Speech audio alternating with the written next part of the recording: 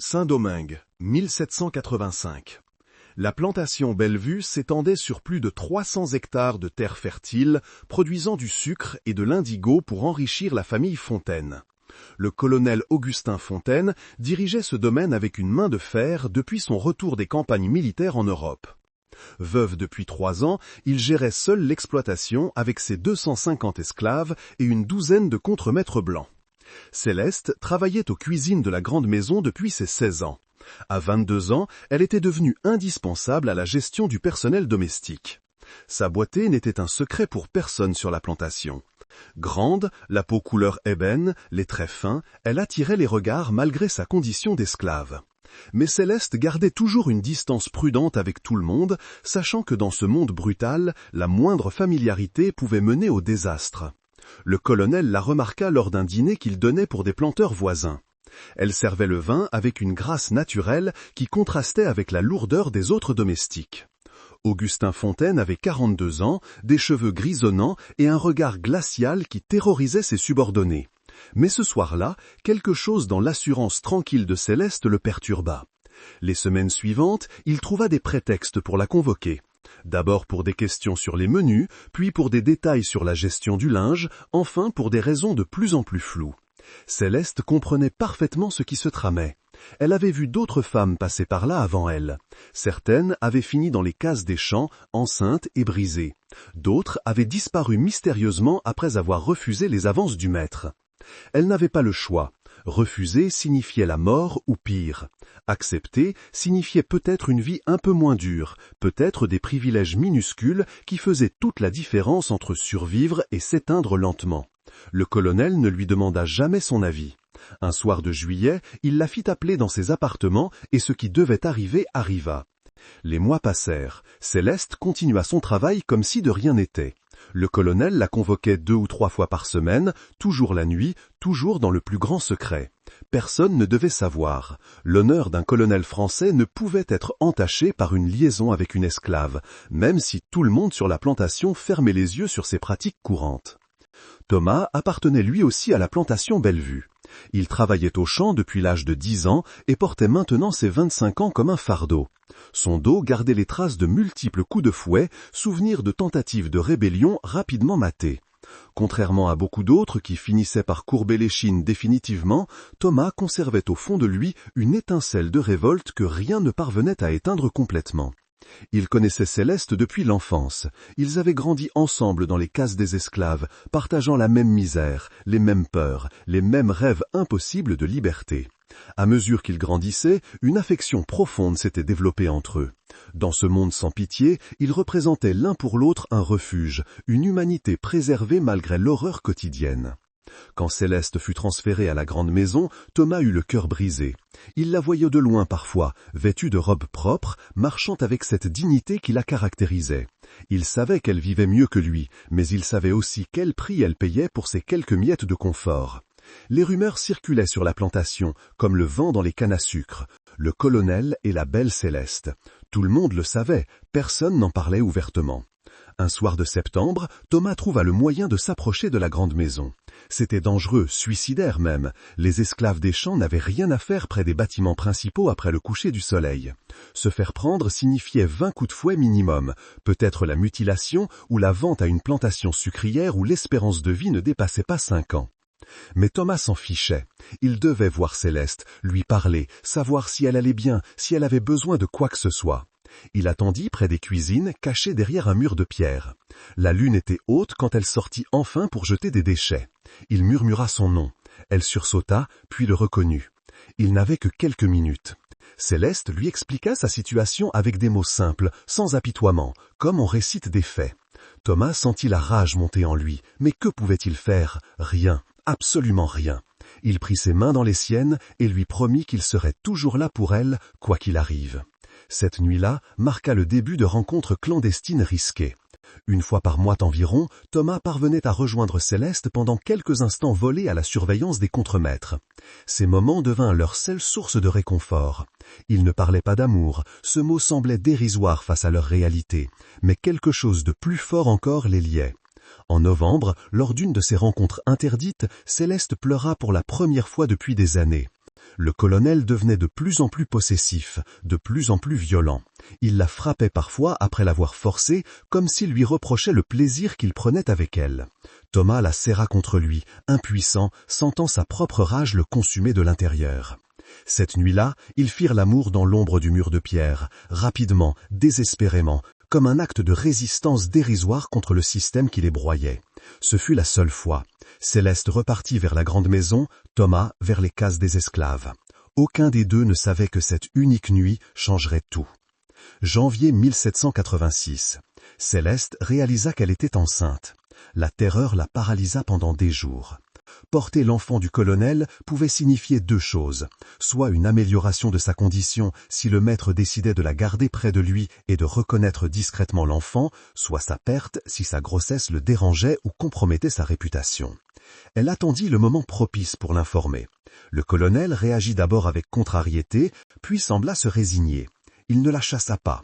Au contraire, il lui accorda quelques privilèges supplémentaires.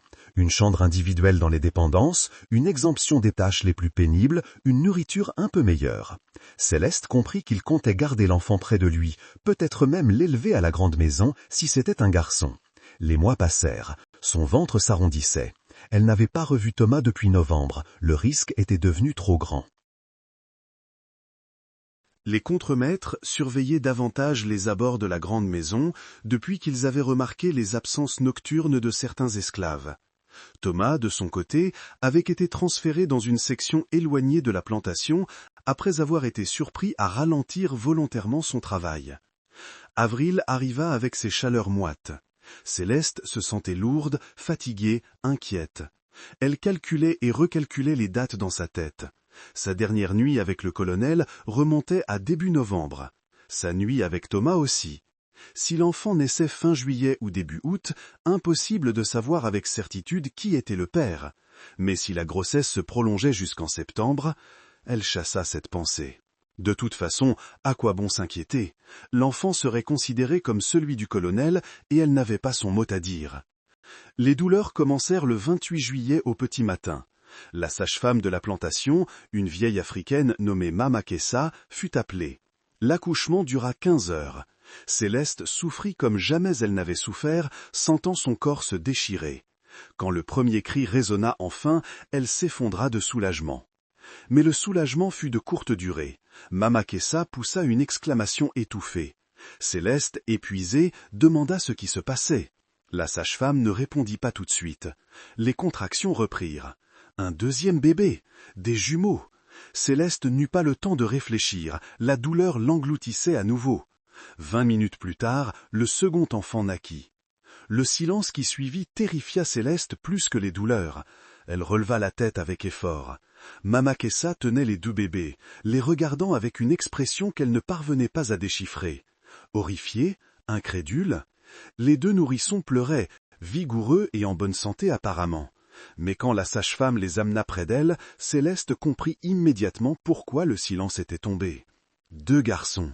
L'un avait la peau claire, presque blanche, avec des cheveux fins et bruns. L'autre avait la peau noire, comme l'ébène, les cheveux crépus et épais. Des jumeaux fraternels, mais d'une différence si marquée qu'ils semblaient appartenir à deux mondes différents. Céleste les regarda et la vérité la frappa avec la violence d'un coup de fouet. Elle savait ce que cela signifiait. Elle savait ce que la science de l'époque ignorait encore, mais que la nature venait de révéler de la manière la plus brutale possible. Mama Kessa posa une main sur son épaule. Son regard disait tout. Elles étaient toutes deux des femmes de la plantation. Elles connaissaient les lois non écrites, les dangers, les conséquences de la moindre transgression. La vieille femme murmura simplement « Que Dieu nous protège ». Le colonel Fontaine fut informé de la naissance dans l'heure qui suivit. Il descendit aux dépendances, chose rare, pour voir les enfants de ses propres yeux. Quand il entra dans la petite chambre où Céleste gisait épuisée, son visage ne trahit aucune émotion. Il s'approcha du berceau de fortune, examina les deux nourrissons longuement, puis se tourna vers Céleste. Le coup l'accueillit en pleine figure avant qu'elle puisse réagir. Elle bascula en arrière, sa tête heurtant le mur. Le colonel la saisit par les cheveux et la traîna hors du lit. Sa voix était basse, froide, plus terrifiante que des cris. « Tu oses me faire ça, tu oses me trahir sous mon propre toit. » Céleste ne chercha pas à nier, à quoi bon? L'évidence criait plus fort que tous les mensonges du monde. Elle parvint seulement à dire « Maître, pitié pour les enfants ». Le colonel la lâcha brutalement. Il resta debout au milieu de la pièce, les mains tremblantes de rage, regardant alternativement les deux bébés. Dans son esprit militaire habitué aux décisions rapides, les options s'alignaient clairement. Tuer les deux enfants et leur mère, problème réglé. Ou vendre les trois à une plantation sucrière où ils mourraient rapidement de toute façon. Ou garder l'enfant blanc et se débarrasser des deux autres. Ou encore, il y avait une quatrième option, plus tordue, plus cruelle, mais qui satisferait à la fois sa vanité et son désir de vengeance. Le colonel Augustin Fontaine n'était pas colonel pour rien. Il savait que la guerre ne se livrait pas seulement sur les champs de bataille. Les stratégies les plus dévastatrices étaient parfois les plus subtiles. Il se tourna vers Mama Kessa, qui assistait à la scène, pétrifiée. « Va chercher le père. » La vieille femme ouvrit de grands yeux. « Le père de l'enfant noir, tu sais qui c'est? Va le chercher, maintenant. » Mama Kessa hésita une seconde, puis s'enfuit. Elle savait que le colonel pouvait ordonner sa mort d'un simple geste. 30 minutes plus tard, Thomas fut traîné dans la chambre par 2 contremaîtres. On l'avait trouvé dans les champs, on ne lui avait rien expliqué. Quand il vit Céleste ensanglantée par terre, les 2 bébés dans leur berceau, le colonel debout comme un juge, il comprit. Le colonel le regarda de haut en bas avec dégoût. « Alors c'est toi, le chien qui a souillé ce qui m'appartenait. » Thomas ne baissa pas les yeux. Pour la première fois de sa vie d'esclave, il regarda son maître en face, sans crainte, sans soumission. Cette insolence faillit lui coûter la vie sur le champ. Le colonel porta la main à son pistolet, mais quelque chose l'arrêta. « Je pourrais te tuer maintenant, ce serait justice, mais ce serait trop simple. » Le colonel fit les 100 pas dans la petite pièce. « Tu vas vivre, et tu vas voir chaque jour le résultat de ta transgression. Tu vas voir ces enfants grandir, l'un dans la soie, l'autre dans la boue. L'un sera élevé comme un gentilhomme, l'autre comme ce qu'il est, un bâtard d'esclave. » Il se tourna vers les contremaîtres. « Qu'on marque cet homme au fer rouge, le visage. Je veux que tout le monde sur cette plantation sache ce qu'il en coûte de toucher à ce qui appartient au maître. » Thomas fut emmené. Ses cris résonnèrent dans toute la plantation cette nuit-là, quand le fer chauffé à blanc lui brûla la joue gauche, laissant une cicatrice en forme de F pour Fontaine. Céleste, toujours à terre, serrait ses 2 fils contre elle. Le colonel la regarda une dernière fois. « Tu resteras ici avec tes fils. L'enfant blanc sera élevé à la grande maison dès qu'il sera sevré. Tu pourras garder l'autre. Considère-toi chanceuse que je ne vous tue pas tous. » Les années suivantes établirent une routine cruelle. Céleste garda les 2 enfants jusqu'à leurs 3 ans. Elle les nomma Alexandre pour le plus clair et Mathieu pour le plus foncé. Le colonel avait accepté ces prénoms sans commentaire, trop occupé par la gestion de sa plantation et ses nouvelles conquêtes féminines pour se préoccuper vraiment des bâtards. Alexandre et Mathieu grandissent ensemble dans la petite chambre des dépendances. À cet âge, ils ne comprenaient pas les distinctions de couleurs, de statut, de destin. Ils jouaient ensemble, mangeaient ensemble, dormaient dans le même lit. Céleste les regardait avec un mélange d'amour et de terreur, sachant que cette période d'innocence était éphémère. Thomas, malgré sa marque au visage et les souffrances quotidiennes des champs, parvenait parfois à apercevoir les enfants. Le colonel l'avait placé délibérément dans une section qui passait souvent près des dépendances. Cette torture psychologique était délibérée. Voir son fils grandir sans pouvoir lui parler, sans pouvoir le toucher, tout en sachant qu'il serait bientôt séparé de lui. Le 3e anniversaire des jumeaux marqua le début de la séparation. Le colonel fit appeler Céleste et lui annonça qu'Alexandre serait transféré à la grande maison dès le lendemain. Elle pleura, supplia, se jeta à ses pieds. Rien n'y fit. Le colonel était inflexible. L'enfant blanc serait élevé convenablement, l'enfant noir resterait un esclave. La séparation fut déchirante. Alexandre ne comprenait pas pourquoi on l'emmenait, pourquoi sa mère pleurait, pourquoi son frère criait son nom. Mathieu s'accrocha à lui jusqu'à ce qu'un contremaître le repousse violemment. Les 2 enfants de 3 ans tendirent les bras l'un vers l'autre pendant qu'on les éloignait, leurs cris se mêlant dans l'air chaud de Saint-Domingue. Alexandre fut installé dans une chambre de la grande maison, propre, spacieuse, avec de vrais meubles et des jouets. Une gouvernante blanche, Madame Girard, fut engagée pour s'occuper de lui. Elle était une veuve française venue aux colonies pour refaire sa vie. Le colonel lui expliqua que l'enfant était le fils d'un cousin mort en métropole et qu'il avait accepté de l'élever par devoir familial. Madame Girard ne posa pas de questions, elle avait besoin du travail et les histoires compliquées ne la concernaient pas. Alexandre s'attacha rapidement à elle. À 3 ans, la mémoire est malléable. En quelques mois, les souvenirs de sa mère et de son frère devinrent flous, brumeux, comme un rêve dont on ne garde que des fragments. Mathieu, lui, ne bénéficia d'aucun oubli salvateur. Il resta avec Céleste dans la petite chambre. Chaque jour, il demandait où était son frère, pourquoi il ne revenait pas, quand ils pourraient rejouer ensemble. Céleste ne savait que répondre. Comment expliquer à un enfant de 3 ans le système qui régissait leur monde ? Thomas, quand il parvenait à les voir, regardait son fils grandir dans la misère qui l'attendait. Mathieu était vif, intelligent, curieux, mais tout cela ne servait à rien ici. Son avenir était tracé, les champs de canne, le fouet, la soumission ou la mort. Thomas sentait son impuissance le ronger comme un poisonnant. Les années passèrent. Alexandre apprit à lire et à écrire sous la tutelle de Madame Girard. Il étudiait le latin, les mathématiques, l'histoire de France. Le colonel ne lui manifestait aucune affection particulière, mais veillait à ce qu'il reçoive une éducation correcte. L'enfant le considérait comme un oncle distant et sévère qu'il valait mieux ne pas contrarier. Mathieu, à 6 ans, commença à travailler. Rien de trop dur encore, simplement aider aux cuisines, transporter de petits objets, apprendre les bases du travail d'esclave. Mais la différence de traitement avec son frère devenait chaque jour plus évidente. Il voyait parfois Alexandre traverser la cour dans ses beaux vêtements, accompagné de Madame Girard, sans même un regard pour les esclaves. 8 ans. Alexandre avait 8 ans quand il redécouvrit l'existence de son frère. C'était un après-midi de juin particulièrement chaud. Le colonel avait organisé une réception pour des planteurs voisins. Alexandre devait faire bonne figure, montrer qu'il était bien élevé, réciter quelques vers de Racine pour impressionner les invités. La réception se déroulait dans les jardins de la grande maison. Des esclaves domestiques servaient les rafraîchissements. Alexandre, ennuyé par les conversations d'adultes, s'était éloigné vers la fontaine. C'est là qu'il le vit. Un garçon de son âge, noir, portant les vêtements grossiers des esclaves, qui le regardait avec une intensité troublante. Leurs regards se croisèrent.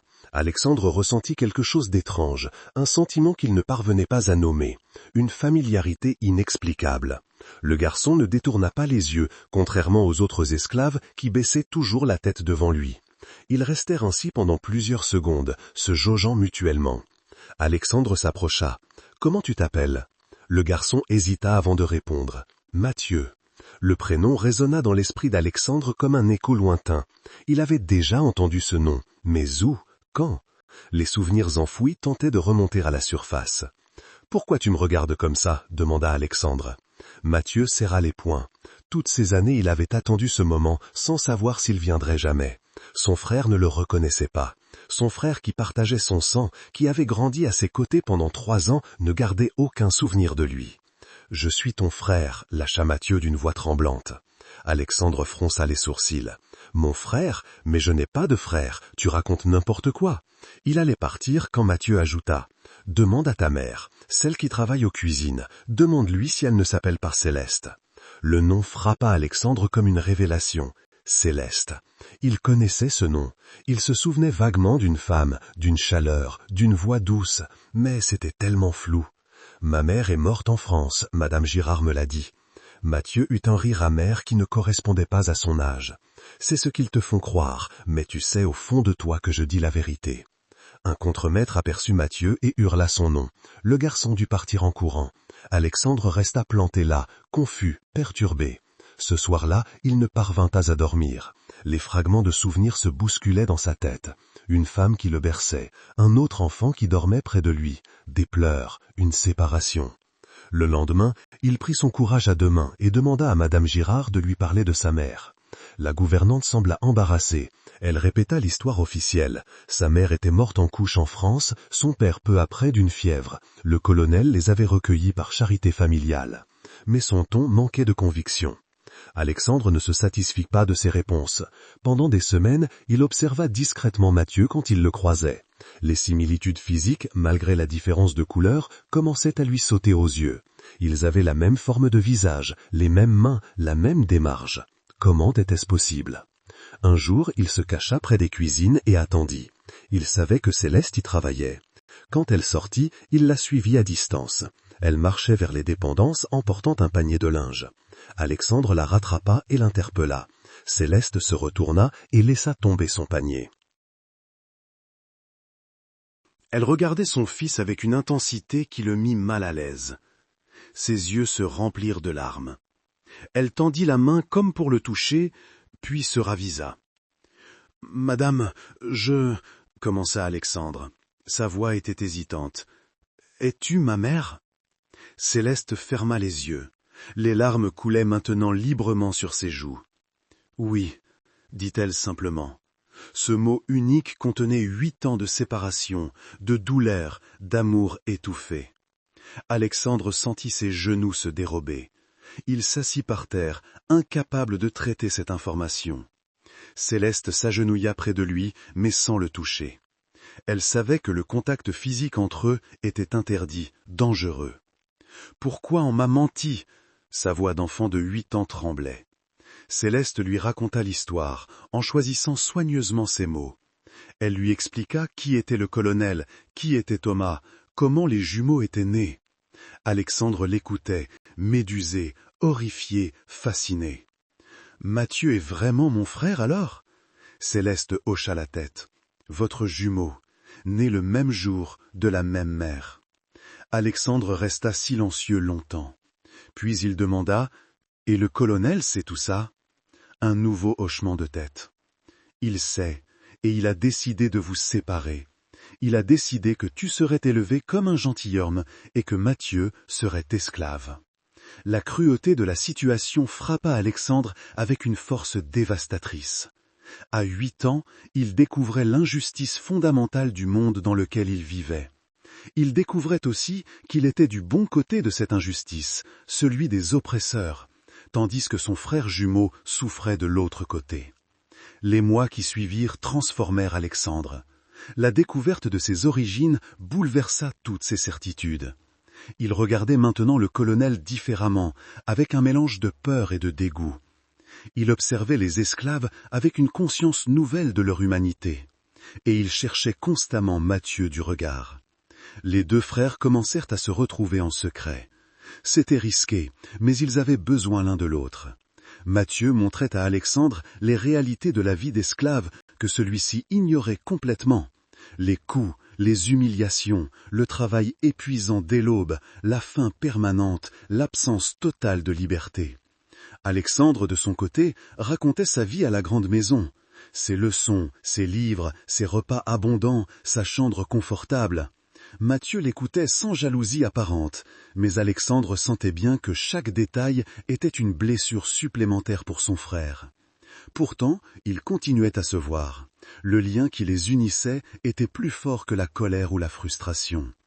Un jour, Alexandre demanda « Tu ne m'en veux pas d'avoir tout ça pendant que toi ?» Il ne termina pas sa phrase. Mathieu réfléchit longuement avant de répondre. « Je t'en ai voulu pendant longtemps. Quand on a été séparés, je ne comprenais pas pourquoi c'était toi et pas moi. Mais maintenant je sais que ce n'est pas ta faute. Tu n'as rien demandé. » Cette générosité d'esprit stupéfia Alexandre. À sa place, il aurait été dévoré par la rancune. Mais Mathieu avait développé une maturité précoce, forgée dans la souffrance quotidienne. Un jour, dit-il à son frère, « Il faudra que tu choisisses ton camp. Tu ne pourras pas rester entre les 2 mondes éternellement. » Alexandre savait qu'il avait raison. Mais que pouvait-il faire? Il n'était qu'un enfant de 8 ans, dépendant du colonel pour tout. S'il révélait qu'il connaissait la vérité, s'il manifestait trop d'attachement pour Mathieu, le colonel pourrait les séparer définitivement. Pire encore, il pourrait punir Mathieu pour avoir parlé. Les années passèrent. Alexandre approfondissait son éducation. À 12 ans, il lisait couramment le latin et le grec, étudiait la philosophie des Lumières avec un précepteur que le colonel avait fait venir de France. Ces lectures alimentaient sa conscience naissante. Montesquieu, Voltaire, Rousseau, tous ces auteurs condamnaient l'esclavage comme une abomination. Mais vivre dans une plantation esclavagiste, tout en lisant ces textes, créait une dissonance cognitive insupportable. Alexandre se retrouvait dans une position schizophrénique. Officiellement le neveu du colonel, bénéficiant de tous les privilèges de la classe des maîtres, mais secrètement le frère d'un esclave, partageant avec lui un lien de sang indéniable. Mathieu, à 12 ans, travaillait maintenant au champ. Son corps mince d'enfant peinait sous le poids des tâches quotidiennes. Il avait déjà reçu plusieurs coups de fouet pour des infractions mineures. Sa peau gardait les marques de cette violence systématique. Thomas, son père, travaillait dans la même section. Ils ne se parlaient presque jamais, le risque étant trop grand, mais leur simple proximité leur apportait un réconfort mutuel. Les rencontres entre les jumeaux devinrent plus rares, les contremaîtres surveillaient davantage. Le colonel, bien qu'il ne dise rien, avait remarqué l'intérêt particulier d'Alexandre pour les esclaves. Il le fit fouetter une fois, à 10 ans, pour avoir donné du pain à une esclave affamée. La correction fut modérée, mais le message était clair, ne franchis pas certaines limites. 15 ans. Alexandre était devenu un jeune homme raffiné, éduqué, capable de tenir une conversation sur n'importe quel sujet avec les planteurs et les notables de la colonie. Le colonel envisageait de l'envoyer en France pour parfaire son éducation. Il lui avait même laissé entendre qu'il pourrait hériter d'une partie de la plantation si sa conduite restait irréprochable. Mathieu, à 15 ans, était un homme brisé dans un corps d'adolescent. Les travaux des champs avaient sculpté ses muscles, mais aussi marqué son dos de cicatrices innombrables. Il avait perdu 2 doigts suite à un accident avec une machette. Ses yeux, autrefois vifs et pleins d'espoir, s'étaient éteints progressivement. Pourtant, quelque chose en lui refusait de se soumettre complètement. Il écoutait les discussions des anciens, ceux qui parlaient de révolte, de liberté, de la révolution qui grondait en France et dont les échos parvenaient jusqu'aux colonies. Des rumeurs circulaient sur des soulèvements d'esclaves sur d'autres plantations, réprimés dans le sang, mais témoignant d'une résistance qui ne faiblissait pas. Les frères se retrouvèrent une nuit de septembre, profitant d'une fête organisée à la grande maison qui mobilisait tous les contremaîtres. Ils n'avaient pas parlé depuis 6 mois. Mathieu regardait Alexandre avec des yeux nouveaux. Son frère portait des habits français élégants, parlait avec l'accent raffiné des colons, gesticulait avec la nonchalance de ceux qui n'ont jamais eu à travailler de leurs mains. « Tu es devenu l'un d'eux », dit Mathieu sans animosité, simplement comme un constat. Alexandre voulut protester, mais les mots lui manquaient. C'était vrai. Il parlait comme eux, pensait comme eux, vivait comme eux. Seule sa connaissance de ses origines le distinguait, mais cette connaissance restait secrète, inutile. « Je n'ai pas le choix, finit-il par dire. Si je réveille qui je suis vraiment, on me tuera. Ou pire, on te tuera toi. » Mathieu haussa les épaules. « Je suis déjà mort. On meurt tous ici, lentement, jour après jour. La seule question est de savoir si on meurt en acceptant ou en se battant. » Alexandre sentit la colère monter en lui. « Et qu'est-ce que tu veux que je fasse? Que je me proclame esclave? Que je rejoigne les champs? À quoi ça servirait ?» Mathieu le regarda droit dans les yeux. « À prouver que tu es mon frère, à montrer que le sang compte plus que la couleur de peau. » Le silence tomba entre eux. Alexandre savait que Mathieu avait raison, mais la peur le paralysait. Renoncer à ses privilèges, se condamner volontairement à l'enfer de l'esclavage, c'était inconcevable. Mais continuer à vivre dans le confort en sachant ce qu'endurait son frère jumeau l'était tout autant. « Tu ne peux pas me demander ça, » murmura Alexandre. « Je ne suis pas assez fort. » Mathieu haussa lentement la tête. « Je sais, et c'est pour ça que tu ne seras jamais vraiment libre. Ta cage est dorée, mais tu es en cage quand même. Prisonnier de tes privilèges, de ta peur, de ton confort. » Cette conversation hanta Alexandre pendant des semaines. Il commença à observer la plantation différemment. Il voyait maintenant la cruauté dans chaque geste, l'injustice dans chaque ordre, l'horreur dans la normalité quotidienne.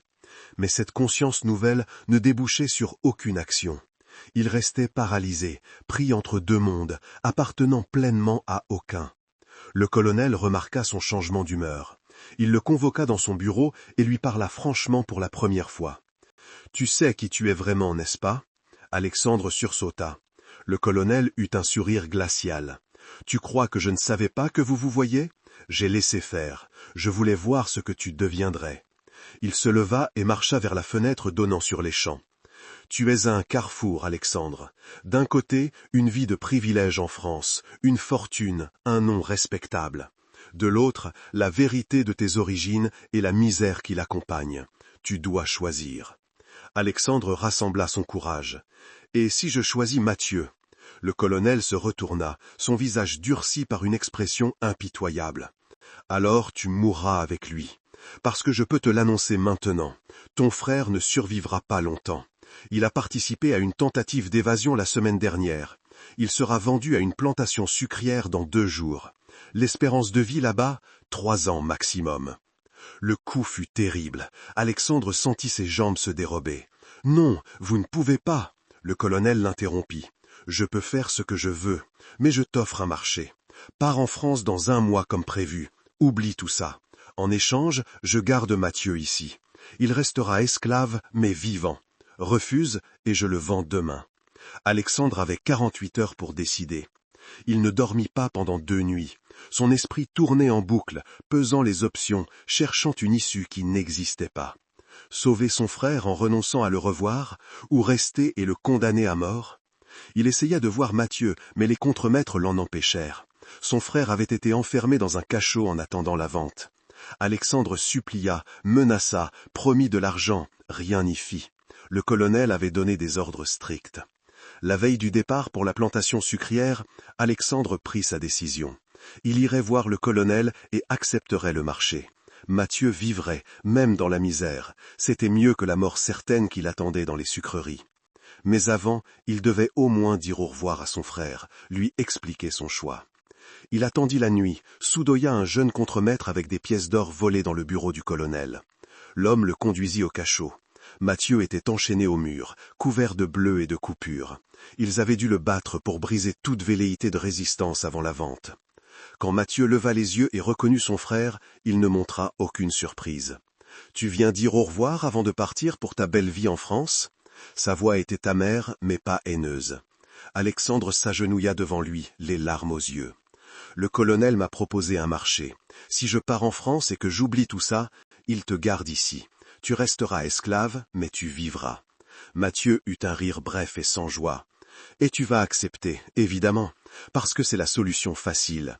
Tu te diras que tu m'as sauvé la vie, et tu pourras vivre avec ta conscience tranquille. » « Qu'est-ce que tu veux que je fasse d'autre » cria presque Alexandre. « Me faire vendre avec toi, mourir dans les champs de Cannes, à quoi ça servirait ?» Mathieu le regarda longuement.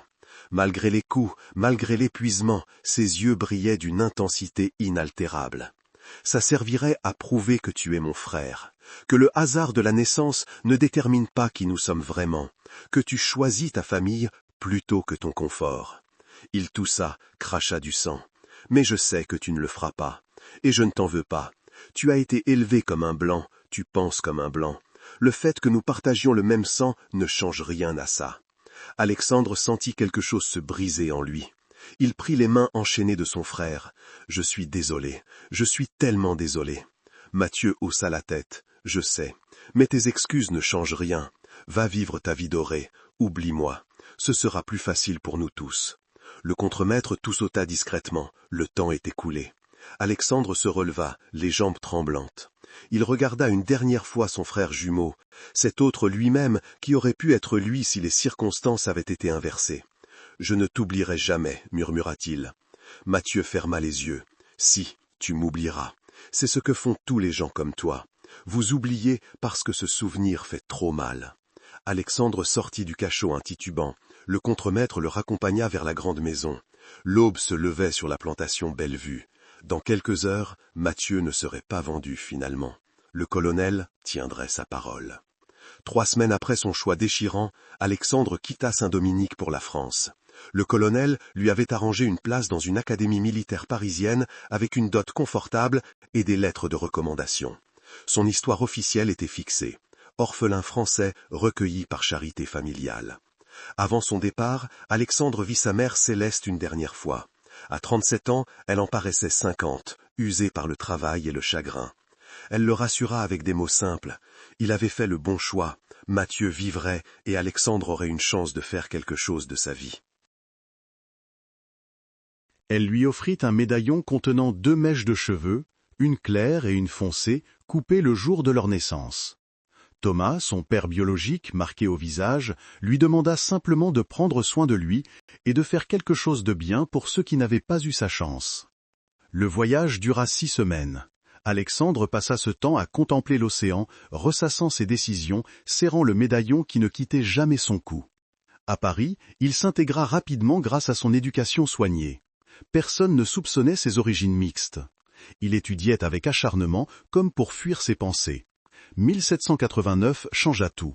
La Révolution française éclata, avec ses idéaux de liberté, égalité, fraternité. Ces mots prenaient un sens particulier pour Alexandre, qui avait un frère jumeau esclave de l'autre côté de l'Atlantique. Il suivit passionnément les débats sur l'esclavage à l'Assemblée nationale. Les députés abolitionnistes affrontaient les défenseurs des intérêts coloniaux. Un jour, lors d'un débat houleux, un député abolitionniste lança « Qui parmi nous accepterait de voir son propre frère réduit en esclavage ?» La question frappa Alexandre comme un coup violent. Il quitta la salle précipitamment, incapable de supporter davantage. Août 1791. Les nouvelles explosèrent à Paris. Saint-Domingue était en feu. La plus grande révolte d'esclaves de l'histoire coloniale venait de commencer. Les journaux parlaient d'horreur, de plantations brûlées, de familles massacrées. Mais ils taisaient les années de cruauté qui avaient précédé cette explosion. Alexandre chercha désespérément des nouvelles de Bellevue. Ne pouvant supporter l'incertitude, il prit une décision folle, retourner dans la colonie en flammes. Le voyage fut un cauchemar. Peu de navires acceptaient la traversée. Pendant des semaines, il imagina tous les scénarios possibles concernant le sort de Mathieu, Céleste et Thomas. Novembre 1791. Alexandre arriva au Cap Français, méconnaissable, fortifié, rempli de réfugiés blancs. Il mit 3 jours à atteindre Bellevue à travers des territoires contrôlés tantôt par les rebelles, tantôt par l'armée coloniale. La grande maison était debout mais endommagée, les champs abandonnés, des corps en décomposition gisaient partout. Dans une case effondrée, il trouva Mama Kessa, la vieille sage-femme, blessée et affamée. Après lui avoir donné de l'eau et du pain, il apprit la vérité. Mathieu faisait partie des meneurs. Après des années de soumission apparente, il avait préparé la révolte en secret, établissant des contacts avec d'autres plantations. Quand le signal fut donné, les esclaves de Bellevue se soulevèrent, tuèrent les contremaîtres et s'emparèrent des armes.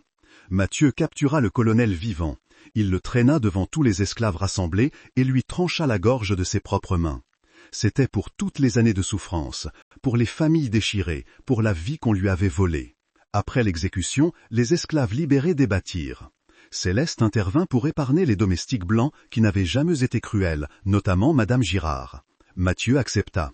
Ils pillèrent la grande maison, mais ne détruisirent pas tout, espérant pouvoir cultiver les terres pour eux-mêmes. Les semaines suivantes furent chaotiques. Bellevue changea de main plusieurs fois.